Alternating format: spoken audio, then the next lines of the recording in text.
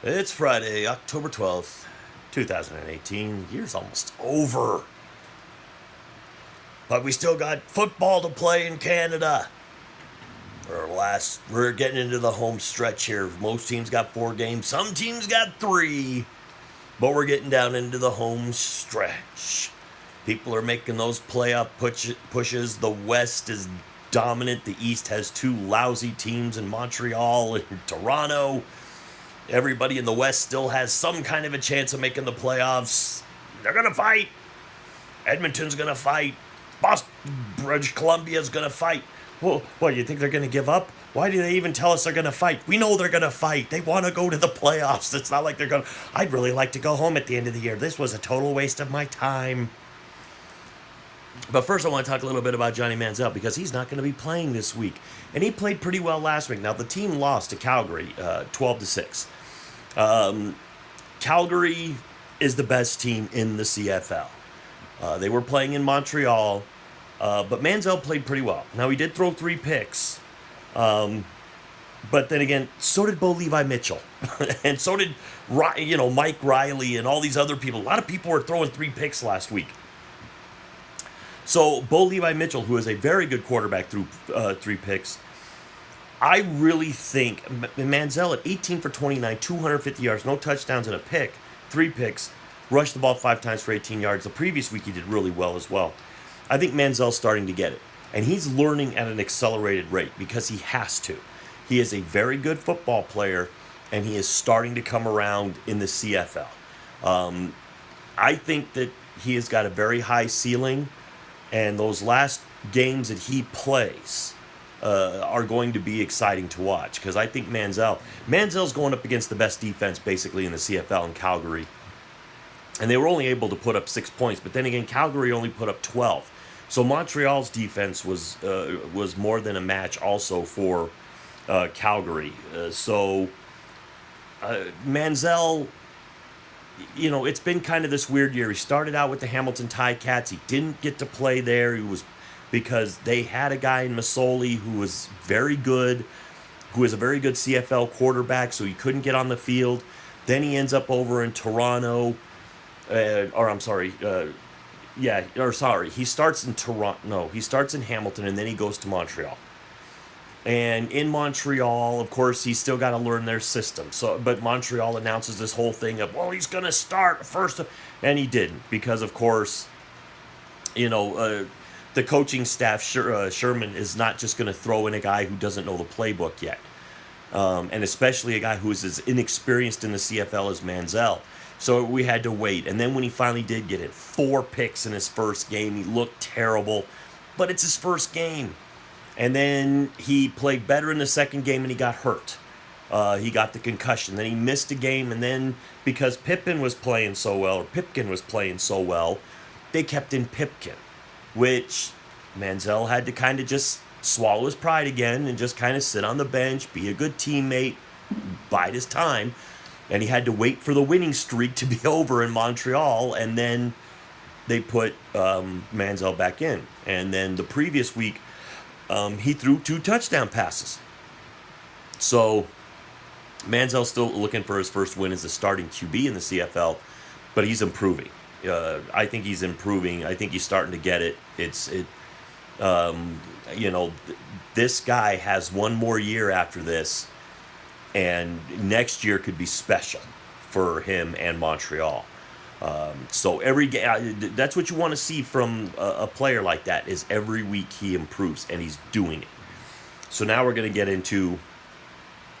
actually get into our picks here for week 18 CFL. We're getting close to playoff football, fans. First game, Hamilton at Toronto. They're starting Franklin again in Toronto. The McLeod Bethel Thompson experiment is over. He's a lot like Mark Fitzpatrick in Tampa Bay. He had 2 really good games and then just... So now you got to put somebody else in.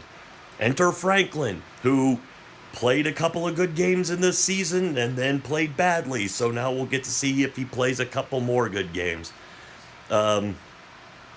I don't think Toronto's got a shot in this game. I really don't. I think Hamilton is a better team. Masoli is the better quarterback.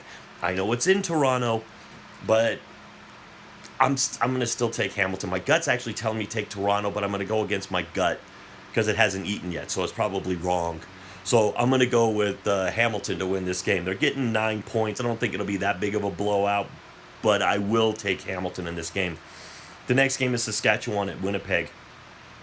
This is a game, Saskatchewan needs this game to keep pace with Calgary. They are putting pressure on Calgary. It's the reason Calgary still has to keep playing hard is because Saskatchewan is 10-5.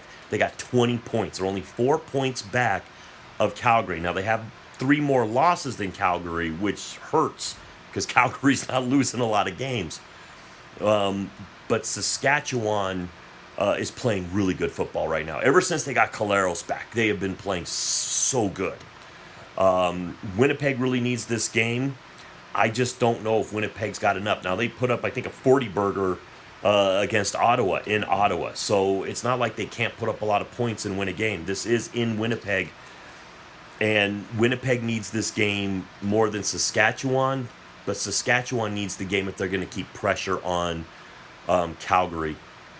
I'm going to say Winnipeg gets this game because Winnipeg needs it more to make the playoffs. I think Saskatchewan's probably going to roll into the playoffs no matter what. I think Saskatchewan basically might need only one more win and they're in. So I think Winnipeg needs this game a lot more. It's in Winnipeg. They're favored by 3.5. I'm going to take Winnipeg.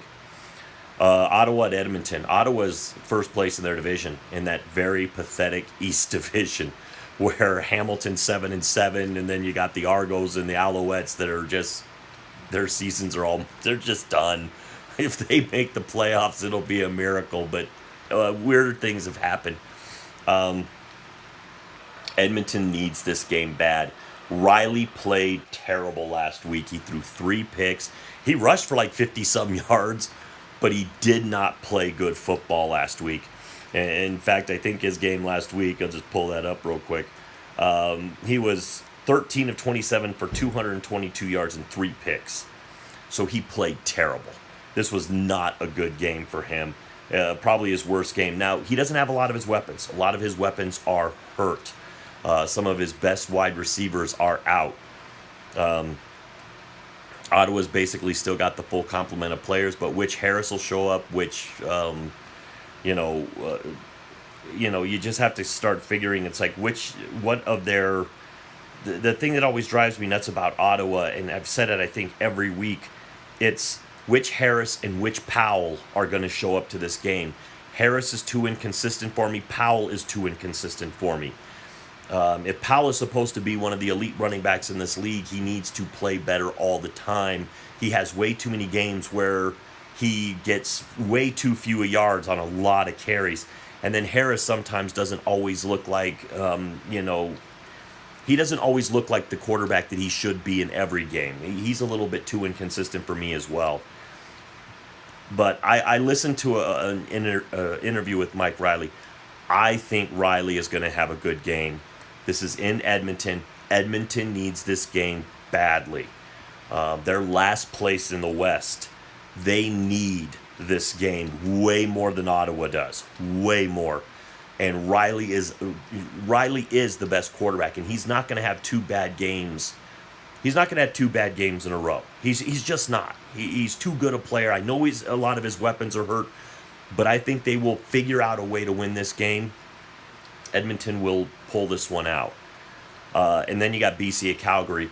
The only reason I'm going to take Calgary in this game is because Calgary still needs to win another game. Now, I'm going to put a little side note on this. If Winnipeg beats Saskatchewan and basically gives Saskatchewan its 6th loss, that's probably almost going to lock up, a first round bye or a first round, whatever. It's going to lock up almost the top seed. It won't completely lock it up, but it's almost going to lock it up. Calgary in Calgary against BC. Lulay is going to be back. I am going to say that Calgary wins this game. But if Winnipeg beats Saskatchewan, there could be a chance BC wins this game, only because Calgary may not need the game as much. All they would really have to do, I think, is win one of their next 3 after that. So, but Calgary's getting 10.5 against a good BC team. And BC, once again, this is a team that needs the victory. Now, of course, just because you need it doesn't mean you're going to get it. I understand that. And I'm going to take Calgary in this game. I know that BC needs it, but Calgary's better. So there's the picks. Hamilton at Toronto, I'm going to take the Ticats. Saskatchewan at Winnipeg, I'm going to take the Blue Bombers. I think that they're a really good team, and they should be able to pull this one off. But Saskatchewan, if Saskatchewan can go into Winnipeg when Winnipeg needs this game more, and Winnipeg's playing pretty well, that's a statement game for Saskatchewan, and Calgary's got to watch out. Ottawa at Edmonton. Ottawa, too inconsistent. I cannot get behind this team because of the inconsistencies. Edmonton, I listened to Riley. Riley sounds like he's going to be laser focused. Riley sounds like he's going to put up, I think he's going to put up a game. And I know a lot of these players say it, but you can tell a little bit in their tone that he's super focused, and he's tired of this losing. He's tired of it, and he's too good of a quarterback. He's going to prove why he's one of the best in the CFL. And Edmonton will win this game. And then BC at Calgary.